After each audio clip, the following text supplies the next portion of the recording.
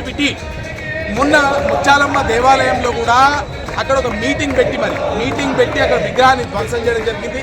Land ఒక పథకం ప్రకారం శంషాబాద్లో కానివ్వండి, రాంపల్లిలో కానివ్వండి, కీసర్లో కానివ్వండి వరుసగా విగ్రహాలపైన దాడులు చేస్తున్నారు. ఈ దాడులు చేస్తున్న వాళ్ళంతా టోపీలు పెట్టుకుని చేస్తున్నారు. ఈ టోపీ పెట్టుకున్న వాళ్ళంతా పిచ్చోళ్ళే అంటారు పోలీసు వాళ్ళు. అంటే ఈ పిచ్చోళ్ళందరూ కూడా భాగ్యనగర్లో తిరుగుతున్నారా? పోలీసులు ఏం చేస్తున్నారు? టోపీ పెట్టుకున్న పిచ్చోళ్ళందరూ కూడా మరి భాగ్యనగర్లో హైదరాబాద్ చుట్టూ తిరుగుతుంటే పోలీసు వాళ్ళు ఏం చేస్తూ ఉన్నారు? దీని వెనుక చాలా పెద్ద కుట్ర దాగి ఉందని చాలా క్లియర్గా మేము చెప్పడం జరిగింది. 3 ఏళ్ల క్రితమే రాచకొండ పోలీస్ కమిషనర్కి లిఖిత పూర్వకంగా ఫిర్యాదు చేయడం జరిగింది. అన్నోన్ ముస్లిం ఫేసెస్ మల్కాజ్గిరి ప్రాంతాల్లో కనబడతా ఉన్నాయి, చుట్టుపక్కల ప్రాంతాల్లో కనబడతా ఉన్నాయి. ఇవి లోకల్ ఫేసెస్ కాదు. ఈ లోకల్ ఫేసెస్ అయితే లోకల్ వాళ్ళు ఐడెంటిఫై చేస్తారు.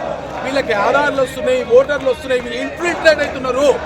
మరి వీళ్ళు రోహింగ్యాల, బంగ్లాదేశీల, పాకిస్తాన్ ప్రేరితంగా పనిచేస్తూ ఉన్నారా, బంగ్లాదేశ్ ప్రేరితంగా పనిచేస్తున్నారా, మరి ఇంకా వేరే శక్తులైనా పనిచేస్తూ ఉన్నాయా ఐడెంటిఫై చేయాల్సిన బాధ్యత పోలీసులది. కానీ ఈ సంఘటన జరిగిన ప్రతిసారి పోలీసులు ఒక పిచ్చోడు చేస్తారు, వాడిని అరెస్ట్ చేస్తున్నాం, వాడిని కేసు పెడుతున్నాం, వాడిని రిమాండ్ చేస్తున్నాం అని చెప్పి చేతులు తిప్పుకుంటారు తప్ప దీని వెనక ఏ సంస్థ ఉంటుంది, ఎవరు బ్రెయిన్ వాష్ చేస్తున్నారు?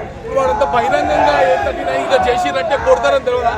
టోపీ పెట్టుకుని వచ్చినట్టే తంతారని తెలియదా? తెలిసి కూడా అన్నిటికీ తెగించి వచ్చిండు అంటే నెల క్రితం కర్ణాటక నుంచి ఇక్కడికి వచ్చి కొత్తిమీర అమ్మేవాడి వేషంలో ఇక్కడ కూర్చొని అందరూ కొడతారని తెలిసి కూడా ఇక్కడ ఉన్నాడు అంటే అది చాలా 100% బ్రెయిన్ వాష్ చేసి మోటివేట్ చేసిన యాక్టివిటీ. దీని వెనుక ఖచ్చితంగా ఏదో ఒక ఆర్గనైజేషన్ ఉంది. ఐఎస్ఐయా, రోహింగ్యాల, బంగ్లాదేశ్, మరి పాకిస్తానా, లేకపోతే ఇంకేదైనా రాజకీయ పార్టీనా తేల్చాల్సిన అవసరం ఉంది. కంటిన్యూస్గా పదే జరుగుతుంది. ముత్యాలమ్మ గుడి కేసులో మా పైన అటెంప్ట్ మర్డర్ కేసులు బుక్ చేసి తడిపారేసి 4-5 రోజులు పిచ్చిగా తిప్పారు. మేము అప్పుడు అరెస్ట్ చేసి మీద కేసులు బుక్ చేసిర్రు, మమ్మల్ని అరెస్ట్ చేసిర్రు. కానీ ఆ రోజు మీరు చేసినటువంటి ఇన్వెస్టిగేషన్ ఏమైంది? మరి శంషాబాద్లో మీరు చేసిన ఇన్వెస్టిగేషన్ ఏమైంది? రాంపల్లిలో మీరు చేసిన ఇన్వెస్టిగేషన్ ఏమైంది? ఇది పోలీస్ శాఖ యొక్క పూర్తి వైఫల్యమే. ఆ రోజు మీరు ఇన్వెస్టిగేషన్ చేసి దీని వెనుక ఏ శక్తులు ఉన్నాయో మీరు తేల్చి ఉంటే ఈ రోజు పరిస్థితి ఇక్కడ వరకు వచ్చేది కాదు. కానీ ఈ రోజు ఇప్పటికి కూడా మీరు కళ్ళు తిరగకపోతే దీని వెనుక ఏ సంస్థ ఉందో, ఎవడైతే మలమూత్ర విసర్జన చేసినాడో వాడు కేవలం ఒక బొమ్మ మాత్రమే. కానీ దీని వెనుక ఒక పెద్ద సంస్థ ఉంది, దీని మోటివేటెడ్ శక్తి ఉంది. వాడిని బ్రెయిన్ వాష్ చేసి టోపీ పెట్టి మరి తర్వాత యాప్రాల్లో జరుగుతుంది, ఇట్లా పాకుకుంటూనే పోతూనే ఉంటుంది. ఈరోజు హిందూ సమాజం కూడా ఒక్కసారి ఆలోచించాలి. ఇదే దాడి ఏ మసీద్ మీద చేస్తే మరి ఈరోజు రాష్ట్రం పరిస్థితి ఏ విధంగా ఉంటుండే, ఇదే దాడి ఈరోజు ఏ చర్చ్ మీద జరిగితే ఏ విధంగా పరిస్థితి ఉంటుండే. హిందువులు చేతగాని వాళ్ళు కాబట్టి, హిందువుల్లో సంఘటన లేదు కాబట్టి, హిందువుల్లో యూనిటీ లేదు కాబట్టి పదే హిందూ దేవాలయాలను మాత్రమే టార్గెట్గా చేస్తున్నటువంటి యాక్టివిటీ పైన పోలీసులు ఎందుకు మొద్దు నిద్రపోతూ ఉన్నారు?